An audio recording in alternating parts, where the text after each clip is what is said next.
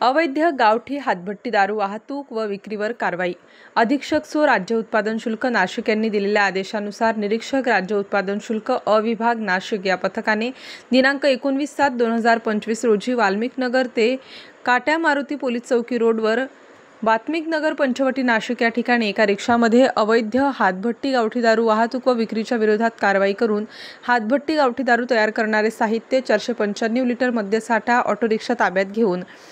189.110 रुपये किमतीचा मुद्देमाल जप्त केलाय। तसेच आरोपी राहुल राजू मोरे वय 21 वर्ष, दुसरा आरोपी आशिष भारत मुठे वय 37 वर्ष, तिसरा आरोपी गणेश तुळशीदास भोळे वय 20 वर्ष, चौथा आरोपी अविनाश महावीर कौलकर वय 28 वर्ष यांना ताब्यात घेतला आहे। सदरची कारवाई माननीय डॉक्टर राजेश देशमुख साहेब, आयुक्त राज्य उत्पादन शुल्क महाराष्ट्र राज्य मुंबई, माननीय श्री प्रसाद सुर्वे साहेब, सह आयुक्त अवध राज्य उत्पादन शुल्क महाराष्ट्र राज्य मुंबई,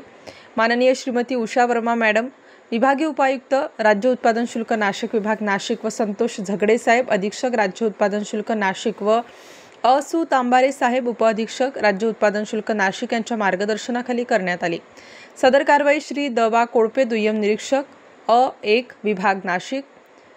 सहायक दुय्यम निरीक्षक श्रीमती सोनाली चंद्रमोरे, जवान सर्वश्री मंगलसिंग जाधव, पालचंद्र वाघ, सुनील दिघोडे, जवान वाहन चालक वीरेंद्र वाघ यांनी यशस्वीरित्या ही कारवाई पार पाडली आहे। स्टार न्यूजसाठी मोहसिन पठाण, नाशिक।